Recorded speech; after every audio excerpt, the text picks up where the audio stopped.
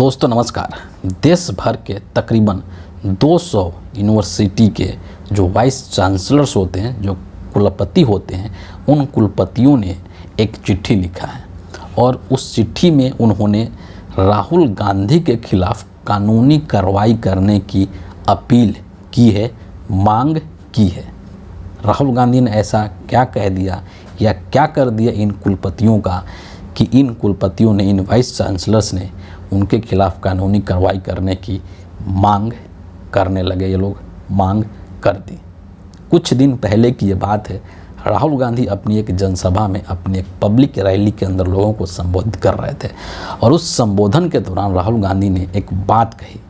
उन्होंने ये कह दिया कि जो देश के यूनिवर्सिटीज़ हैं, तमाम उन यूनिवर्सिटीज़ के अंदर जो वाइस चांसलर्स की नियुक्ति होती है, जो कुलपतियों की नियुक्ति होती है, वो नियुक्ति योग्यता, अर्हता या उनके क्वालिटी या उनके हुनर के आधार पर नहीं होती है, बल्कि एक संगठन विशेष से अगर उनके संबंध अच्छे हैं तो उनको कुलपति के पद पर बैठा दिया जाता है, उनको वाइस चांसलर बना दिया जाता है। यहाँ पर क्लियर कट राहुल गांधी का जो इशारा था वो बीजेपी और आरएसएस की ओर था कि अगर आपका संबंध बीजेपी से अच्छा है, आरएसएस से अच्छा है, अगर आप आरएसएस के विचारधारा से संबंध लगते हैं, बीजेपी माइंडेड हैं, नरेंद्र मोदी के हाँ में हाँ मिलाते हैं, तो आपको देश के उच्च से उच्च पदों पर बिठाया जा सकता है। यही बात राहुल गांधी ने अपने उस भाषण के दौरान कह दी। अब ये जो बात होती, कहते हैं ना कि जो सच होता है वो बहुत कड़वा होता है और वो चुभता है, और राहुल गांधी के द्वारा कहा गया ये बात जो देश के अंदर वीसीज हैं, जो वाइस चांसलर्स हैं, जो कुलपति हैं, उनको चुभ गई और उन्होंने राहुल गांधी के इस बात का खंडन किया कि राहुल गांधी ये सही नहीं बोल रहे हैं, ये गलत बोल रहे हैं, और जितने भी जो कुलपति हैं वो अपने काम काज में संस्थाओं की मर्यादा और नैतिकता का ध्यान रखते हैं। इस तरीके से अपनी सफाई देते हुए इन कुलपतियों ने राहुल गांधी के खिलाफ कानूनी कार्रवाई की मांग कर दी। ये स्टेटमेंट हो गया है ना। मुद्दा क्या है? मुद्दा सिर्फ देश के अंदर यूनिवर्सिटीज़ या वाइस चांसलर्स नहीं है। और इसमें एक और चीज़ मैं यहाँ पर ऐड करना चाहूँगा कि ये जो शिकायत जो करता है ना, इसमें कुछ जो प्रीमियर जो संस्थाएं हैं देश की, जैसे कि संगीत नाटक अकादमी है, साहित्य अकादमी है, एनसीईआरटी है, एनबीटी जो नेशनल बुक ट्रस्ट है वो है, यूजीसी है, या फिर एआईसीटीई, इस तरह के जो संस्थाओं के प्रमुख हैं उनका भी इसमें रोल है। उन्होंने भी इस पर अपना हस्ताक्षर एक तरीके से किया है। और मैं अब वापस आता हूँ कि ये जो मुद्दा है सिर्फ ऐसा नहीं कि सिर्फ शिक्षा जगत से ही संबंधित है और वर्तमान जो केंद्र सरकार है उसका हस्तक्षेप सिर्फ यूनिवर्सिटीज़ में ही है, ऐसा नहीं है, तमाम चीज़ों में भी है। और अभी हाल फिलहाल में आप देखेंगे, आप ये नोटिस करेंगे अपने आसपास में कि एकेडमिक्स जगत में ये चीज़ें खुल्लम खुला हो रही है। वीसी तो छोड़ दीजिए, वो तो बहुत उच्च पद हो गया। जो यूनिवर्सिटीज़ के अंदर जो एडहॉक पर, परमानेंट को भी नहीं, एडहॉक पर भी किसी प्रोफेसर को रखा जाता है तो ये देखा जाता है कि क्या वो आरएसएस के विचारधारा से ताल्लुक़ रखता है, क्या वो नरेंद्र मोदी जी के हाँ में हाँ मिलाने वाला व्यक्ति है। और मैं जानता हूँ, मेरा व्यक्तिगत संबंध है, ऐसे 2-3 लोगों को मैं जानता हूँ जो मेरे मित्र हैं, मेरे दोस्त हैं, जो दिल्ली यूनिवर्सिटी में पढ़ाते हैं और उन्होंने 1 साल 2 साल और एक ने तो 5-6 साल तक पढ़ाया। लेकिन इस दौर में, पिछले 1.5-2 साल के दौर में, उन सभी लोगों को यूनिवर्सिटी से निकाल करके बाहर कर दिया गया। उनसे मेरा व्यक्तिगत संबंध है, मैं उनको पर्सनली जानता हूँ और इसीलिए मैं ये आपसे कह रहा हूँ। और उनसे तो मेरा व्यक्तिगत संबंध है, उनको आप नहीं जानते हैं, उनको छोड़ दीजिए। ऐसे कई केस आए हैं। डॉक्टर रितु सिंह, उसका तो नाम आप सबने सुना होगा कि कितने समय से वो आंदोलन और प्रदर्शन कर रही है दिल्ली विश्वविद्यालय के नॉर्थ कैंपस के अंदर। उनको बीएसपी ने टिकट भी दे दिया। डॉक्टर लक्ष्मण यादव को बहुत से लोग, आप में से बहुत से लोग जानते होंगे। तो इन लोगों को यूनिवर्सिटी से बाहर कर दिया गया। ये लोग कितने साल से पढ़ा रहे थे।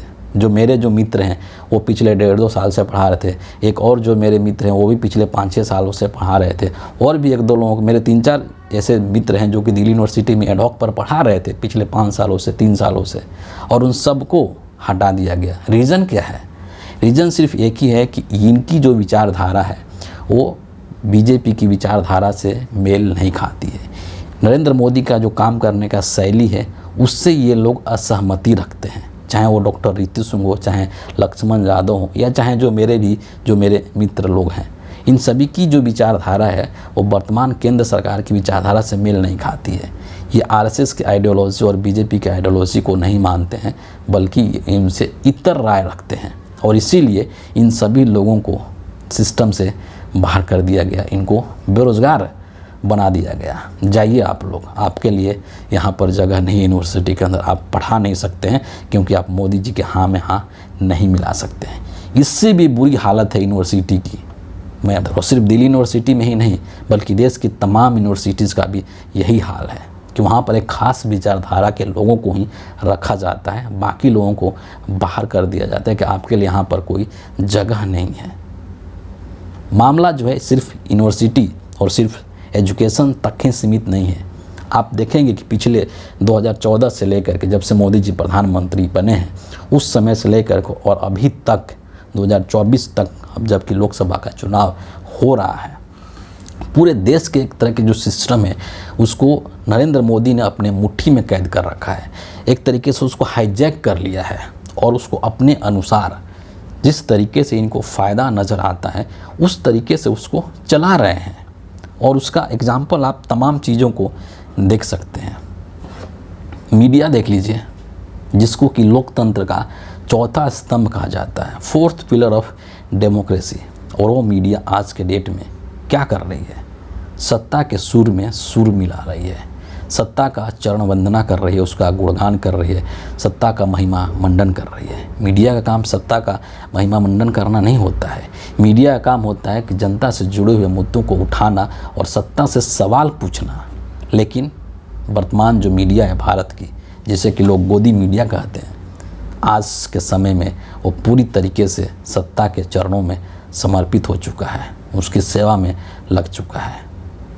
देश के जितने भी लोकतांत्रिक संस्थान हैं, चाहे संवैधानिक संस्थान हैं, उन सभी को कैप्चर कर लिया गया, उन सभी को हाईजैक कर लिया गया है। चाहे उस न्यायपालिका ही क्यों नहीं हो, न्यायपालिका के ऊपर भी दबाव बनाने की पूरी कोशिश की जा रही है। और वर्तमान में अभी चूँकि चुनाव चल रहा है, चुनाव आयोग का उदाहरण सबसे बेहतरीन हो सकता है। किस तरीके से भारतीय जनता पार्टी के तमाम नेता खुले तौर पर चुनाव प्रचार के दौरान धर्म का इस्तेमाल कर रहे हैं, राम मंदिर का नाम ले रहे हैं, जय श्री राम के नारे लगा रहे हैं, और खुले तौर पर ये बोल रहे हैं कि जो जय श्री राम का नारा नहीं लगाएगा वो पाकिस्तान चला जाए। खुद नरेंद्र मोदी जो हैं वो धर्म का इस्तेमाल कर रहे हैं, जो कि चुनाव आचार संहिता के खिलाफ जाता है, जो कि इलेक्शन कमीशन का जो एडवाइजरी है उसका खुले तौर पर उल्लंघन है। लेकिन क्या चुनाव आयोग इनके खिलाफ कोई कार्रवाई कर रहा है? हमें तो नहीं दिख रहा है कि चुनाव आयोग इनके ऊपर कोई कार्रवाई कर रहा है। पूरी तरीके से जो सिस्टम है वो मतलब बायस हो चुका है, एकदम विपक्ष के खिलाफ काम करता है और सत्ता पक्ष के लिए एकदम वो मतलब समर्पित हो चुका है कि आप जहाँ पनाह हैं हम आपके ऊपर सवाल कैसे उठा सकते हैं। देश के अंदर मीडिया और एजुकेशन जो सेक्टर है वो, और अभी जो हम बताया कि लोकतांत्रिक संस्थाओं का, संवैधानिक संस्थाओं का, यहीं तक सरकार का हस्तक्षेप नहीं है। कला, फिल्म इंडस्ट्री, कलाकार, उनको भी नहीं बख्शा गया है वर्तमान बीजेपी की सरकार के द्वारा और नरेंद्र मोदी की सरकार के द्वारा। और अब एक बॉलीवुड के अंदर एक ऐसा ग्रुप बन चुका है, एक ऐसे लोग बन चुके हैं जो कि एक प्रोपेगेंडा फिल्म बनाने का काम करते हैं। कॉमेडियन सबसे बड़ा एग्जाम्पल है। आज जो श्याम रंगीला, जो कि स्टैंड अप कॉमेडी करते हैं, प्रधानमंत्री नरेंद्र मोदी की मिमिक्री करते हैं, उनकी आवाज़ें निकालते हैं, आज वो व्यक्ति राजनीति में आ रहा है। बनारस से जा कर के वो नरेंद्र मोदी के खिलाफ चुनाव लड़ रहा है। रीज़न क्या है?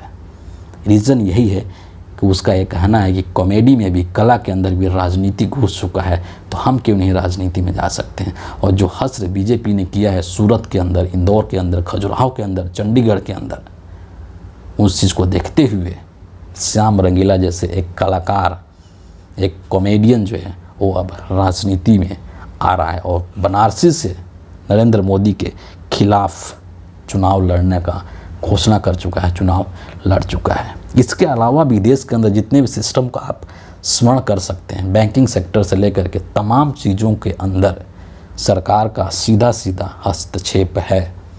राहुल गांधी का सिर्फ यहाँ पर कंप्लेन करने से नहीं हो जाएगा।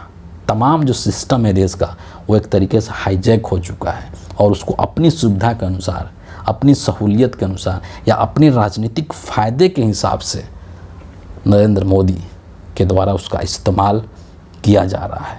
और इस चीज़ को ये जो वीसी हैं जिन्होंने कि 200 वीसीज़ के करीब हैं, जो वीसी हैं, वाइस चांसलर हैं, जो कुलपति हैं, जिन्होंने राहुल गांधी के खिलाफ केस किया, इनको ये भली भांति पता है। ऐसा नहीं कि इनको पता नहीं है कि सिस्टम में कैसे काम हो रहा है, यूनिवर्सिटी के अंदर क्या काम हो रहा है, कैसे काम हो रहा है, सब चीज़ इनको पता है।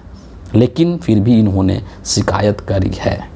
ये पूरा एक इकोसिस्टम ऐसा बनाया गया है हिंदुस्तान के अंदर, जहाँ पर गलत को भी सही दिखाने की कोशिश की जाती है सरकार के द्वारा, और उसमें जो लोकतंत्र का चौथा स्तंभ है गोदी मीडिया, वो भरपूर सहयोग दे रहा है।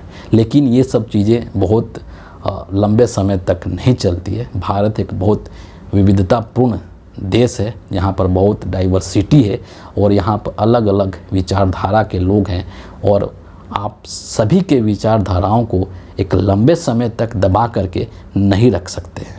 और इसीलिए 2024 के लोकसभा चुनाव में नरेंद्र मोदी और बीजेपी की जो स्थिति है वो काफ़ी ख़राब है, और इस बात की पूरी संभावना है कि इस बार नरेंद्र मोदी जो हैं वो तीसरी बार प्रधानमंत्री नहीं बन पाएंगे।